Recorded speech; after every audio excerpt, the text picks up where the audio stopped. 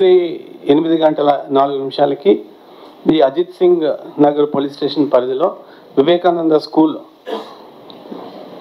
దగ్గర, వివేకానంద స్కూల్ తర్వాత గంగారాంబ టెంపుల్ అటువైపు అక్కడ రీచ్ అయిన సందర్భంలో ఒక వ్యక్తి ఒక రాయిని విసరడం జరిగింది.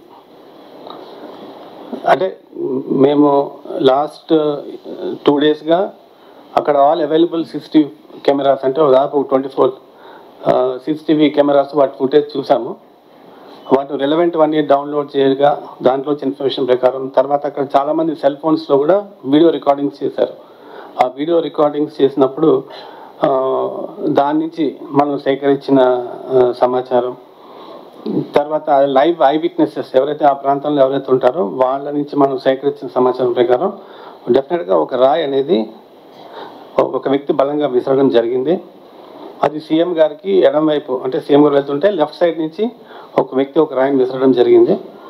అది సీఎం గారికి లెఫ్ట్ సైడ్ ఫోర్ హెడ్ మీద తగిలి అక్కడి నుంచి పక్కనే ఉన్న వెల్లంపల్లి శ్రీనివాస్ గారి ముక్కుకి కంటికి తగిలి అక్కడి నుంచి కింద పడడం మనం వీడియో ఫుటేజ్లో చాలా క్లియర్గా ఉంది. ఆ వీడియో ఫుటేజెస్ మా దగ్గర ఉన్నాయి.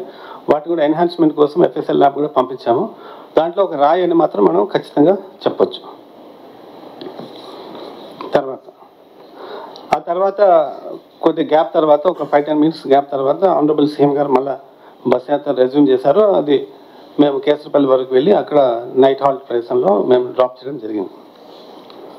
తర్వాత ఈ పర్టికులర్ ఇన్సిడెంట్ మీద మాకు వెల్లంపల్లి శ్రీనివాస్ గారు ఇచ్చిన కంప్లైంట్ మీద IP సెక్షన్ 307 కింద ఒక కేసు బుక్ చేయడం జరిగింది. తర్వాత దీని ఏదైతే ఇన్సిడెంట్ జరిగిందో ఇది ఛేదించడం కోసం ఒక 8 స్పెషల్ టీమ్స్ కూడా మనం పెట్టడం జరిగింది. ఒక DCP రూరల్ శ్రీనివాస్ గారు, అదేవిధంగా గతంలో ఇక్కడ పనిచేసిన రామమూర్తి గారు, తర్వాత నార్త్లో పనిచేసిన రవికాంత్ గారు, తర్వాత present task force ADCP Srihari గారు, వారి కింద ఈ క్రైమ్ నాలెడ్జ్లో డిటెక్షన్లో మంచి అనుభవం ఉన్న ఇన్స్పెక్టర్స్ని, SIని, కానిస్టేబుల్స్ పెట్టి ఒక 8 టీమ్స్ వరకు చేయడం జరిగింది. ఇప్పటిదాకా మనం CCTV ఫుటేజ్ తీయడంతో పాటుగా దాదాపు ఒక 50 నుంచి 60 సెల్ ఫోన్ వీడియో రికార్డింగ్స్ కూడా మనం పరిశీలించడం జరిగింది.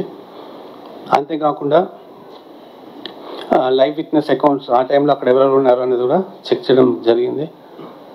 ఆ తర్వాత సెల్ ఫోన్ డేటా కానీ టెక్నికల్ ఏదైతే ఇన్వెస్టిగేషన్ చేస్తామో అదంతా చేయడం జరిగింది.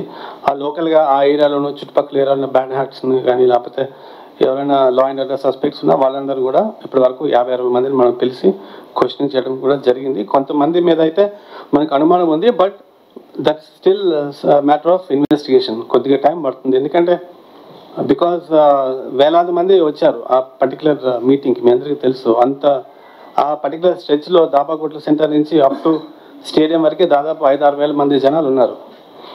సో డార్క్నెస్ ఒకటి, తర్వాత డార్క్నెస్ అండ్ చీకటి ఒకటి, ఆ తర్వాత ఆ క్రౌడ్ అడ్వాంటేజ్గా తీసుకొని రాయి విసరడం అయితే తప్పనిసరిగా జరిగింది.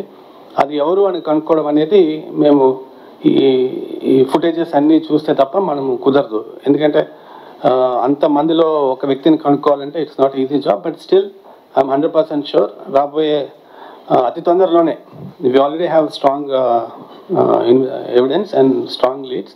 రాబోయే అతి తొందరలోనే డెఫినెట్గా మేము పట్టుకుంటామని చెప్పి నేను 100% ఐఎమ్ షూర్.